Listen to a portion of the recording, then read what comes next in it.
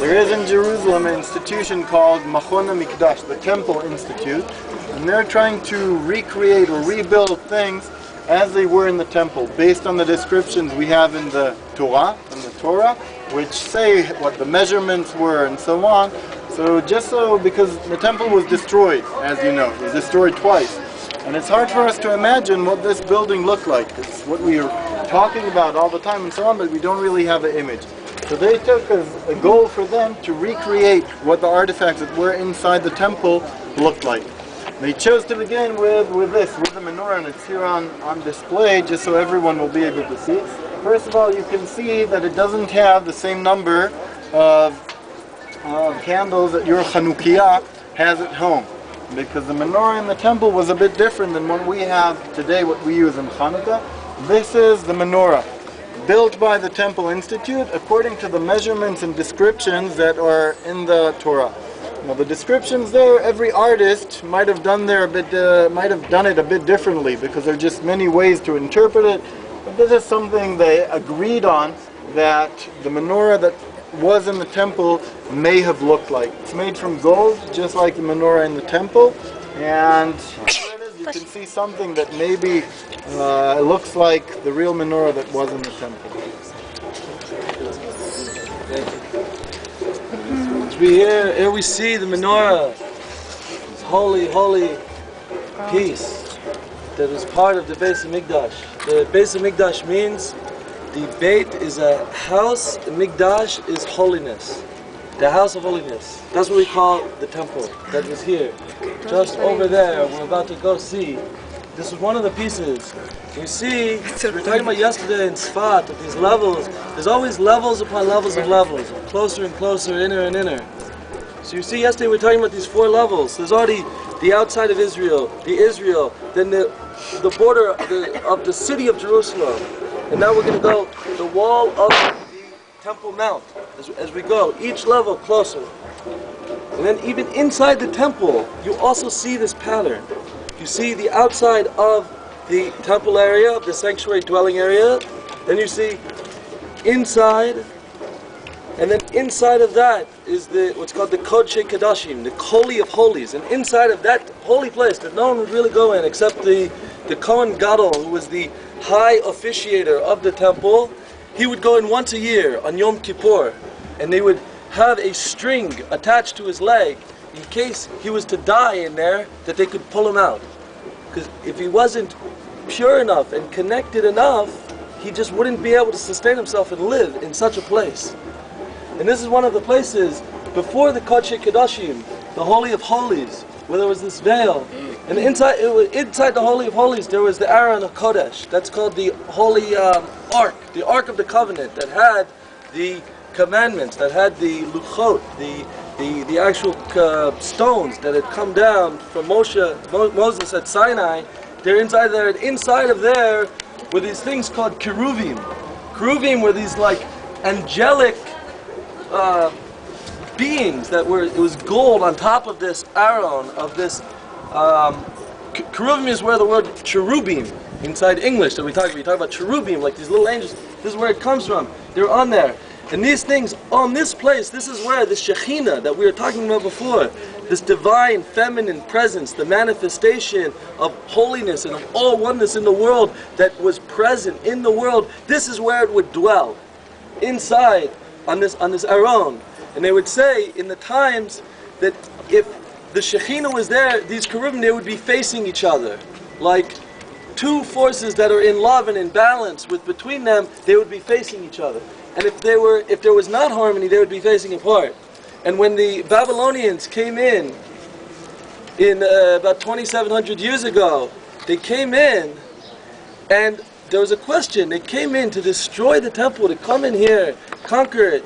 And they saw into the Holy of Holies, and they saw the cherubim were facing each other. And he said, why? The Jewish people, supposed at the time, they were doing what's called Avodah Zarah. They were worshipping all these other gods. But they were facing each other. So he said, why? How could it be they're facing each other? So he said, oh, they're facing each other because although people had, a problem, they were worshipping these other things, they were, confused about it. They weren't worshipping the Holy One that had brought them over here. They had achdut, they had togetherness. what's called Bein Adam L'Chavero, between man and his fellow man, between this Jew and this Jew, they were all together, they were one. So it's said, with that energy, the Keruvim, the Shekhinah, was still able to be there. And when they went into that exile, it was only 70 years. And then they were able to come back and build the temple. And you see, by the second temple, they say Torah was a very high level, spirituality was a high level, but the people, they had what was called Sinat Chinam. They had baseless hatred. People between each other were not together. They were not talking nicely to each other. They were not caring about each other. They were not mishpach. They were not so family. There was issues. And you see, even if you have Torah, this and that, if you don't have that togetherness, that exile that we've been in, that Daniel talked about, the paratroopers crying at the wall, saying, 2,000 years, how could this happen? That exile still exists to this day. We're here in Israel, but we don't have our temple back. We're not connected again. We're still disconnected. And it still goes on. Why? Because we still have some of that. We need to have more actus. The antidote, the solution to Sinat Chinam, to baseless hatred, is Ahavat Chinam. Free love, where people care about each other. We're not talking about the hippies over here. We're talking about real, from the lave, from the heart, from the inside. And I want to tell a very practical story just to finish that up. At the same time, as we're talking about the paratroopers coming in and the lave of Yisrael and the people, that my Savta, my grandmother, was going out, my grandfather was coming in. He was from outside of Israel. And he said, it's a mitzvah, if Jewish blood is being spilled, and you can do something about it, this is one of the highest mitzvahs that you can do. And he said, I have to do something about it. And he came here, like the soldiers we have here today, the tzaddikim on this level. And anyone who falls in any of Israel's wars ever is considered to be a very high soul that has a tremendous level in the spiritual world. And he came here, and he came and volunteered in 1948 as a Hasidic. He was Hasidic man, well, a regular guy. But he fought in 1948 and 67 and 73. And in that same area where Yoav's father, in the Valley of the Tears, was fighting, Yoav's actually a son of a person who was in the tank in that war. My Saba also was there. My grandfather was there. And he was there. And that is the spirit of togetherness, which is what this menorah, just to understand it, that is what this symbolizes. That is what this is. Those same four levels of getting closer and closer to the one is what's going on here. That's why there's 1, 2, 3, 4 at the top. And that's why this was right outside of that Kodesh Kedoshim, of that Holy of Holies place, where the Shekhinah was dwelling. There was this, and there was another table with bread. And the table with bread symbolized our livelihood. And if the Kohen, if the high officiator wanted to focus the energy, we needed a little bit more of a livelihood, he'd focus a little more towards the bread. And if we needed a little bit more of the spirituality, he would focus towards this. And this was always the more focus to it, because we need that connection, that togetherness that this symbolizes. And when we're lighting our Hanukkah candles today, it's symbolic of that same idea, of that ability to bring back the light, bring back the illumination within the darkness. And today on Rosh Chodesh of Tammuz, Tammuz is the month that the temple was destroyed. It's very symbolic that we're going in to this place and connecting to that energy of reconnecting, of re-establishing and reconnecting into that light. So on that note, we're going to pass out a piece of paper. There's a custom. Whatever your deepest yearning is, and every person has their own. It could be to find your true love. It could be to find your purpose in the world. It could be to whatever is most important to you. We're going to pass out a piece of paper. We have a custom when people go to the Western Wall to go and take that and just have a little private conversation. Go somewhere on your own. Whatever your maker is, whatever you feel is the deepest connection you can possibly imagine, have a little conversation and ask them. And say, here's this piece of paper and I'm asking my request.